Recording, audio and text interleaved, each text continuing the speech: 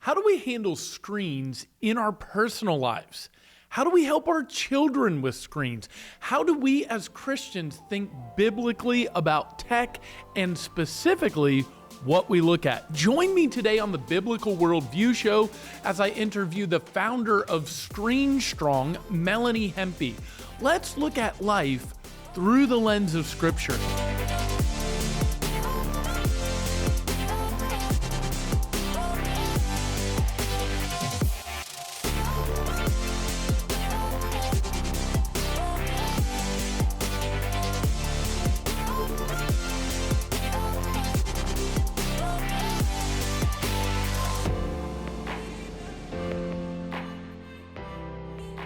Well, welcome to the Biblical Worldview Show, where we are broadcasting from an old horse stable in downtown Pensacola with an amazing guest. Some of you didn't know that our studios here in Pensacola used to house the horses that pulled the fire engines for the city of Pensacola.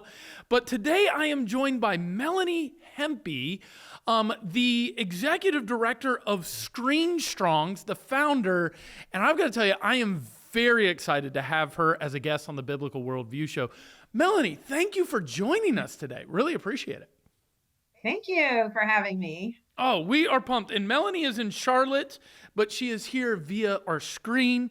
And you have an amazing ministry as we look at screens. And of course, I have one tucked in my Bible here. We have a screen here. We have a screen here. There's just screens everywhere. And what a needed and important ministry, what you're doing. I'm so excited about it. But I will say, I don't know a ton about what you do, Melanie. Obviously, I looked online and some things, but could you, for those that are watching, tell us a little bit about ScreenStrong, what you do, and maybe just a little 20,000-foot view, and then we'll get into it, why it's so important. So we are an educational organization. So that's the top view. We educate families, parents, and kids about screen use and overuse and addiction and dependency and all the reasons why the brain science, changes when you're on a screen, your brains change, everything happens. So our organization is designed to provide education and then also a community for parents to navigate. So education plus a community is the solution to the screen problem. We empower parents and kids to delay certain technology that is just not good for teenagers and for tweens and teens, and just to pause and to wait, I guess, for a while before you dive into technology that's just not going to be good for your kids. We are not an anti-screen organization. We don't believe that you should just take everything away. That's not what we believe. But there are certain screens, namely the toxic screens, which are video games, social media, and pornography. Those are the three things we deal with the most, which includes all the screens that our kids are on, right? Yeah. So give us a scope of your ministry. How long have you been doing ScreenStrong? And then do you guys speak at conferences? Do you have a podcast? Well, I know you have a podcast, but give us a little scope of all the stuff you're involved in specifically. So we started about 8 years ago, and I started this organization as a direct result of some of the mistakes we made in our own home with our oldest. We have 4 children. And so what happened was I immediately, once I figured out what was happening with our oldest, and he became very addicted to video games and dropped out of college, and we can talk about that in a minute. But once I figured out what was happening, I just used my nursing background to travel and do a lot of work with the physicians that I was in friendships with, just through Emory University and some different places where I went to school. And so we took all of that information. I just sat down with a bunch of moms and I said, okay, we got to figure out how to deliver this to other moms because, this disaster is happening all over the world. And interestingly enough, what happened was the school that my kids attended asked me to come do a little meeting. And, every nonprofit story has their little first story. And so their first meeting. And what happened, I thought we'd have about 25 people. So I made 25 handouts. And we ended up with about 125 people. Wow. And I realized, oh my gosh, I'm not the only one that didn't understand this. So from that, we started producing material, and we have a slide deck. We have over 100 ambassadors that are trained to go out into their communities, and it is worldwide. We have ambassadors all over the world. And so we provide the educational piece. They go into their communities, starting in their own home, and then into their communities and start talking to families about brain development, about what is really happening behind the scenes when you're on your screens, about dopamine, and then about alternatives and how to delay and how to pause, and really how to push back the age that kids get addictive technology all the way through high school.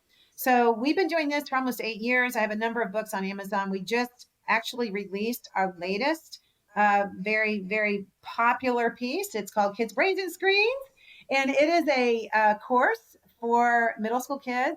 We say it starts around, you can start at 10, but the illustrations are beautiful. And we walk your child through what's happening with their development. We go through the physical and mental and emotional issues that are happening when they're on a screen. We're very excited about this. This is designed for schools. It's a full curriculum with lesson plans and activity sheets and quizzes. It's got everything that you need. So this is really our cornerstone project right now that we're trying to get out, because I really believe that we've got to educate not only parents, but we really need to educate kids too, and keep in their language. I want to get to more of that book, but we're going to make people stick around to get to more details about this. Yeah. But I've got to tell you, Melanie, I could not be more excited about the opportunity to have the Biblical Worldview Show, because I feel like this is an opportunity to expose our listeners to a phenomenal ministry like this. And right before he started, I told you this, but the guest we had on before this was like, send me this episode of the Biblical Worldview Show. I want what Melanie is going to talk about, because it is, and he speaks to teenagers all over the nation. He's actually a college vice president. He is very interested in this. And of course, I think everybody is. And I want to go back to the very beginning. Excellent job of describing what you're doing, why you're needed. But we want to drill into this. And let's go to the beginning. Your story of, some challenges with your son, some things that happened, what you learned from that. Help us with what happened to you. Yeah, the founding story. So it is a very common story. I wish I could tell you that it's very unique and different and very strange, but it's really not. And so just to bring you along with what happened, I have 4 children. Like I said, my husband and I thought we were doing a really good job, with all the screen activities. Our oldest son started getting very enamored with video games when he was in middle school. And it grew and grew and grew. And it kind of started with the little games like Minecraft and whatnot. And then it just grew into the bigger games, which of course, that's what it does. That's what naturally, little gamers grow up to be big gamers, and they want to get into more content with that. So I have this really weird feeling, and I'm just going to be laying it all out here today. I'm just going to tell you, I had this really weird feeling that the gaming companies would never create something that would harm my kids. Right? This is crazy thinking. Yeah. But I just remember very distinctly as a mom thinking, well, surely it's okay. I mean, if they're giving it to kids, it's got to be okay.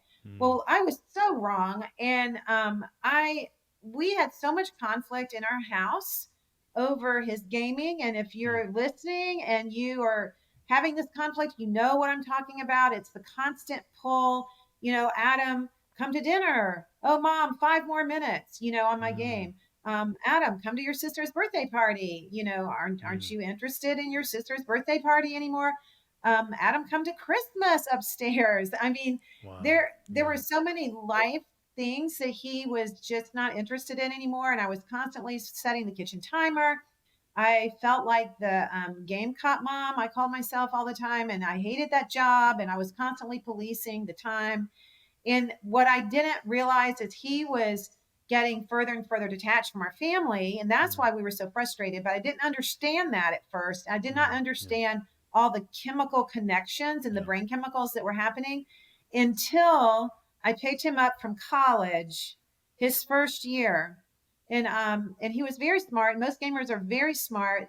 Most addicted gamers are very smart, I will say, because their brains just love the thrill and they love the challenge and all of the risk and all the things that they're taking, and just like it's a big puzzle for them. So he gamed all the whole time he was in college, and his grades did okay because he could afford to do that because he was pretty smart. And all through high school, I remember also thinking he had straight A's, so he must be okay. And I want to Yeah. just put that Yeah. word of warning out there to parents that just because your kid has straight A's, it has nothing to do with anything else in their life. But I use that, kind of as the test, right? Yeah. He was okay. So when I picked him up from college, he was a wreck. He was a mess. He looked like he was on drugs. With my nursing background, I was a little bit aware of what some of these symptoms were of addiction. So I asked him point blank in the car on the way home if he was on drugs, and he said no. He said, "Mom, that video game, World of Warcraft was what it was at the time." He said, "It did something to me." And he Wow. was a wreck. And those Wow. were his words. And he said, "I've been in the bed for a week. I haven't been able to get out of bed. I haven't eaten. I haven't left my Wow. room. I haven't finished my classes." And immediately it just hit me like a ton of bricks that all these years of pain and struggle and just unnecessary arguments and all the things, that this is what it was. He was addicted to his video game. And so I Wow. hit the trail. I started unearthing all of the research. I spent years doing this. And, back even then, 8 or 10 years ago, things were starting to come up into the research world. But today it's everywhere. But I went to all these meetings. I traveled. I met all the neuroscientists, went into labs. I did everything. And I started figuring out what the heck was going on. And I was shocked about just the one simple truth of the amount of dopamine that Yep. is released when a kid is on a video game or on a smartphone. It is exactly the same thing. And what most people don't understand is that dopamine is dopamine is dopamine. So it doesn't matter if you get it Yeah. from heroin, it doesn't matter if you get it from cocaine, it doesn't matter if you get it from watching pornography or if you get it from playing a video game or scrolling your social media. It is all the same Yeah. chemical. Yeah.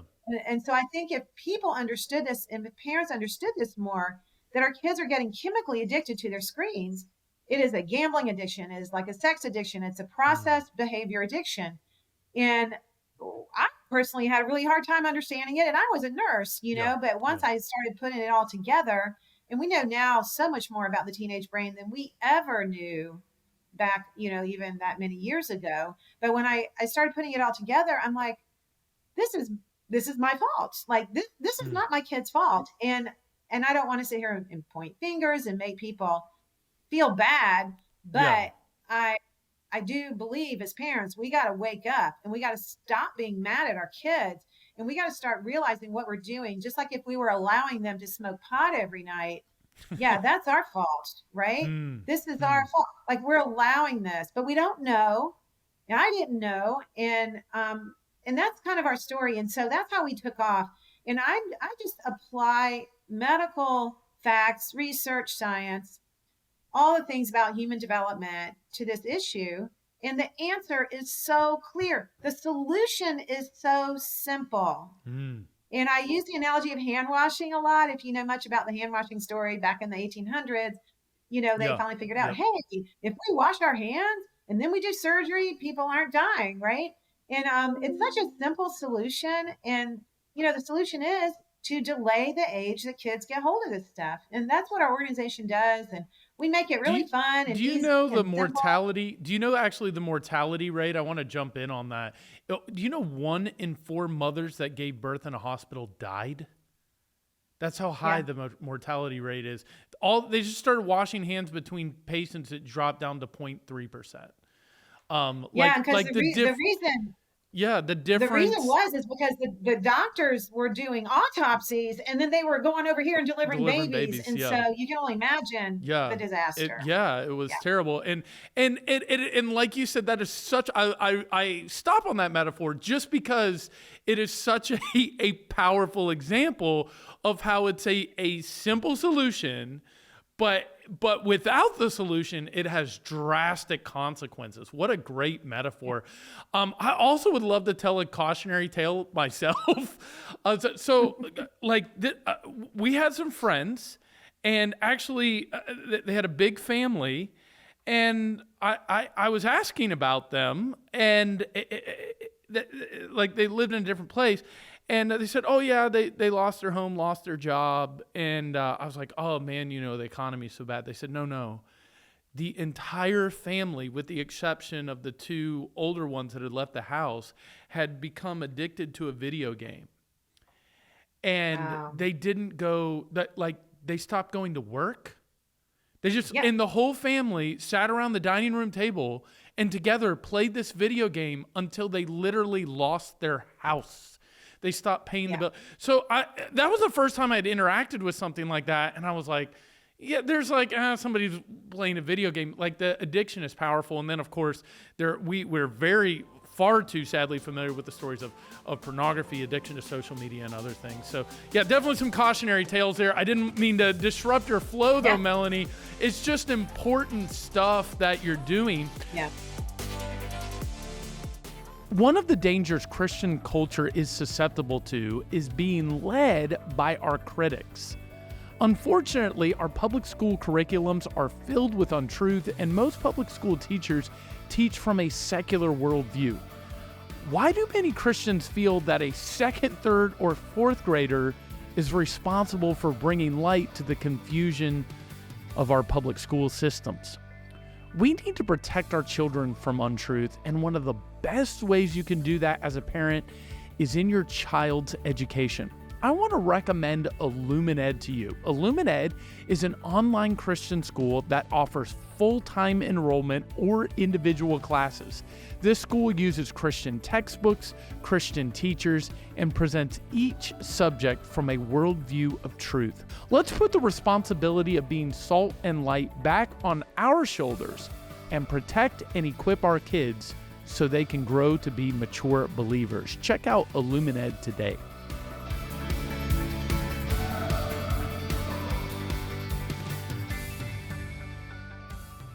Today, I am joined by Melanie Hempe, the executive director of ScreenStrong, the founder. And I've got to tell you, I am very excited to have her as a guest on the Biblical Worldview Show. So I guess my next question would be, and I think you were kind of going there, is help us understand what is happening from a scientific and medical standpoint so we can better understand this issue.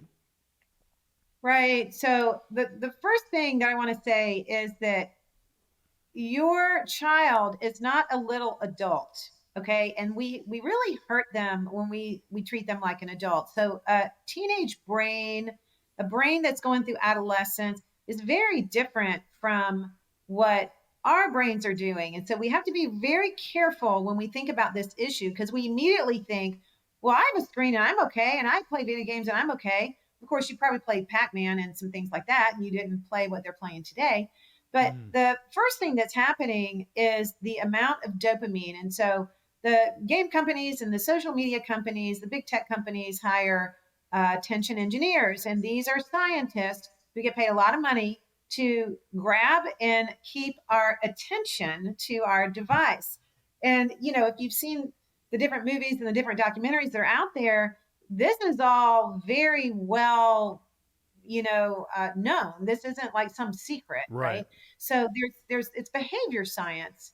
So what's happening in your brain is distracted by the screen. It's by the music, by the colors, all the bells and whistles and the buzzes and the notifications and all the things that hook us in, right?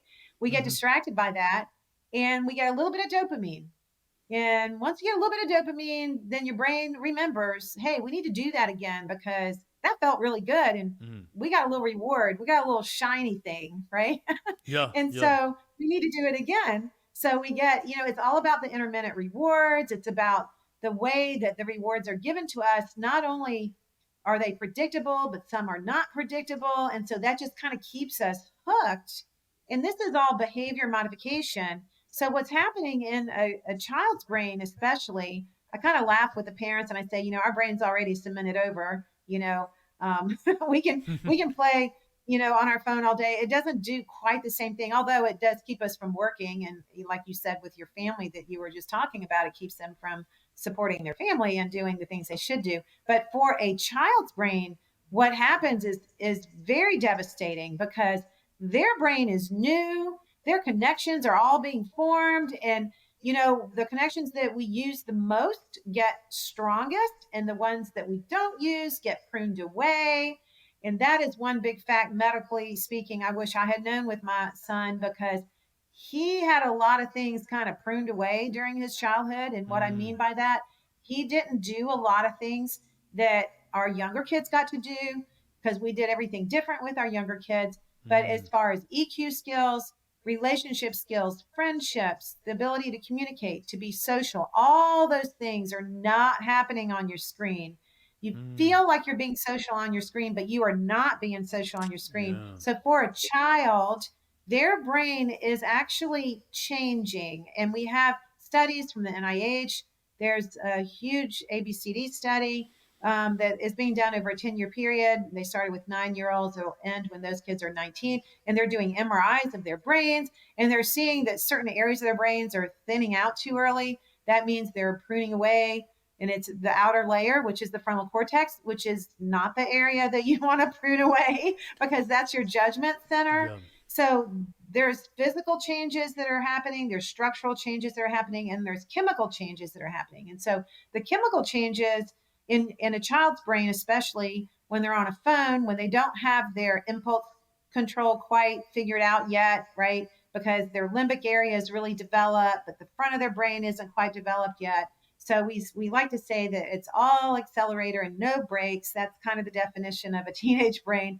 So you give them this device that they are immediately glued to. And as parents, we think, well, there's a behavior problem. Well, no.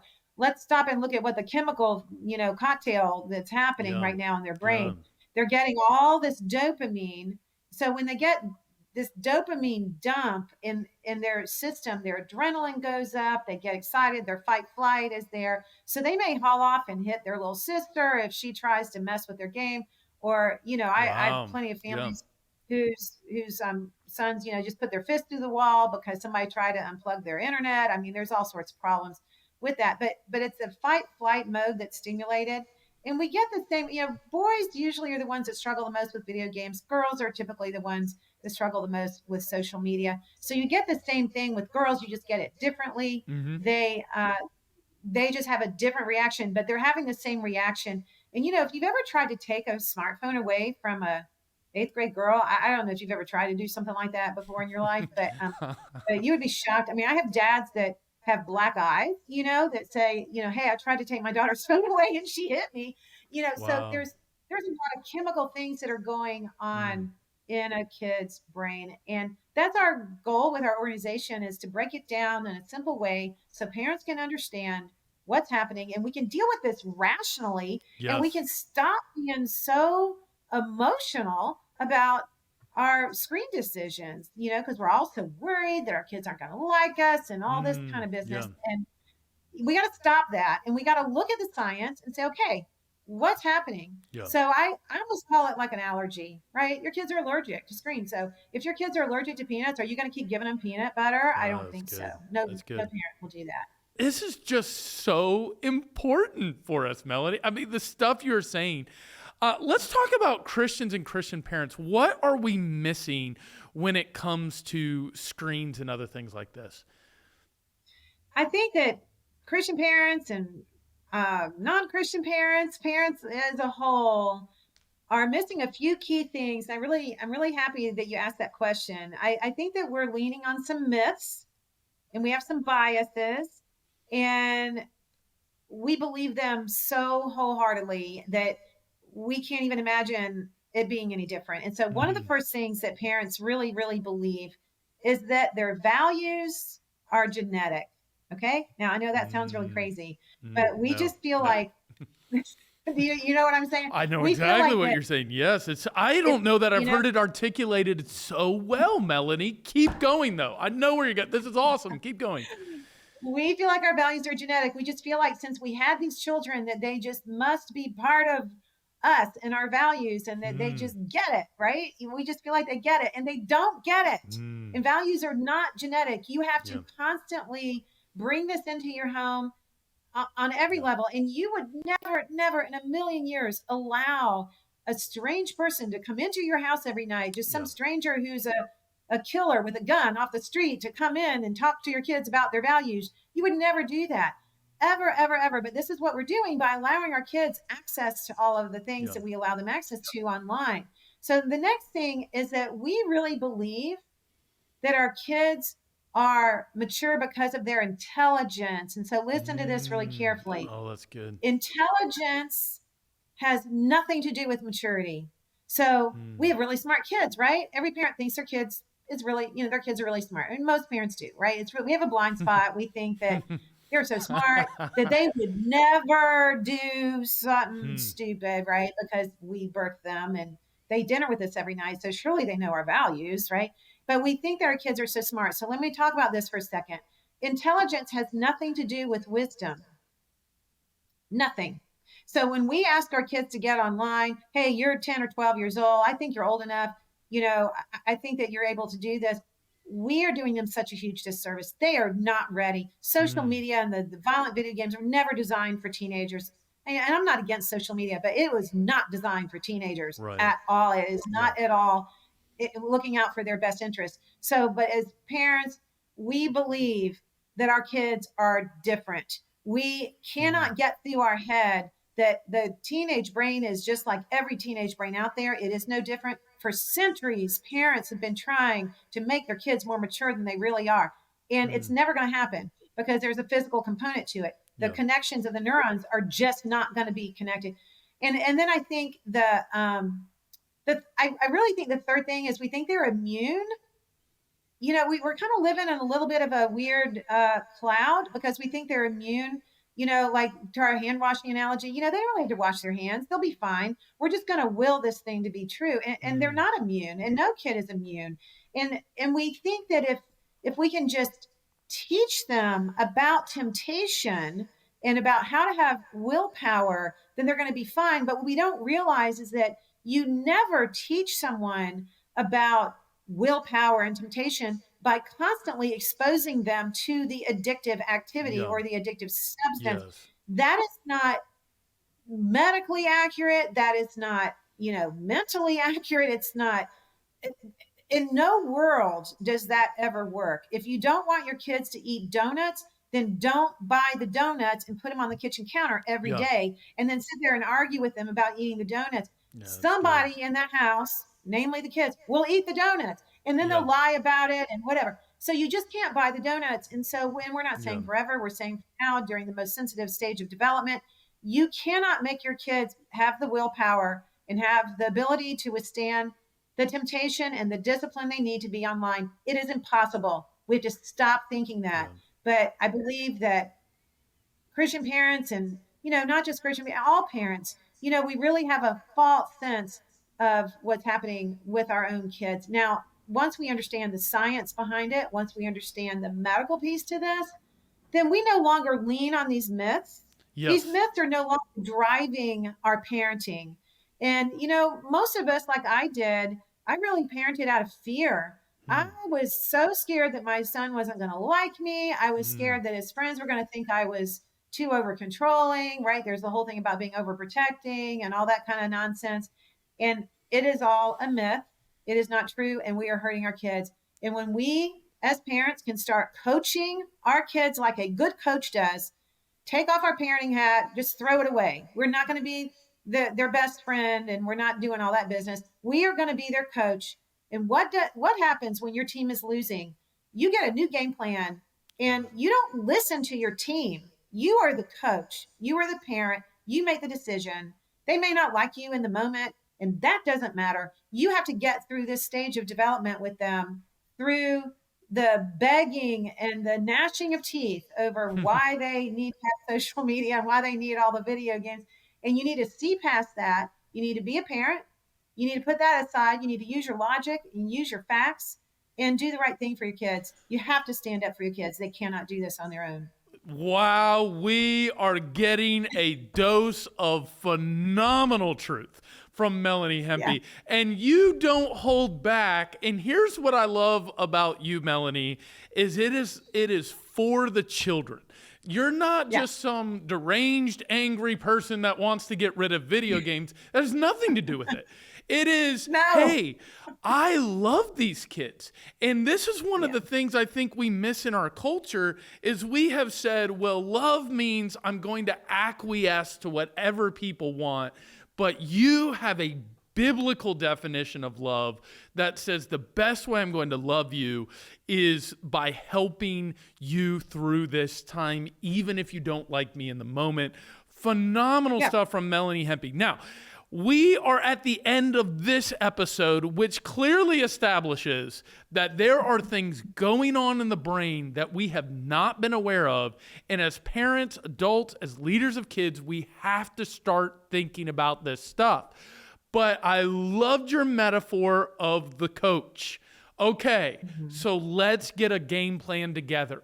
We're going to end this episode, but come back in our second episode where we talk about the game plan and we dig into this a little more. This is phenomenal stuff from Melanie Hempe. I'm loving it. But just in case someone is foolish enough not to watch episode 2, Melanie, give us a little bit more. Where can we find ScreenStrong? And do you have one or two resources that you would recommend for us to go and get right away? Yeah, we have our website, of course, ScreenStrong.org. And on that, you can join our Connect group. It is a non-social media platform. It's a forum for parents to get in there and ask questions. You will have immediate results there. You will be able to go ask parents. They will jump in. They will help you. They will tell you, hey, I've got an 8-year-old. I've got a 15-year-old. What do I do about this? What do I do about that? And they can help you. So at ScreenStrong.org, you want to join the Connect group. We have a free version. We have a subscription version, whichever one you want. And then we have our latest course on Amazon right now, Kids, Brains, and Screens. And that is the key. The education for your kids has been our biggest request over the last 8 years. And I have literally spent 8 years in the research on this, on what kids need to know about brain development and screens and how you can help get them on the same page with you. Not the same level. They're never going to be on the same level, but they're going to be on the same page. You're going to have language. You're going to be able to talk about it. So those are the two things. Yeah, that excellent stuff. Definitely subscribe to the Biblical Worldview Show because you're going to get phenomenal guests just like Melanie coming and helping us with these issues of screens. And we're going to go to the game plan in part 2 of this important episode. So make sure you subscribe to the show. Follow us on social media. Definitely go and check out ScreenStrong. I'm Ben Shetler for the Biblical Worldview Show, a ministry of RenewaNation. We'll see you next time.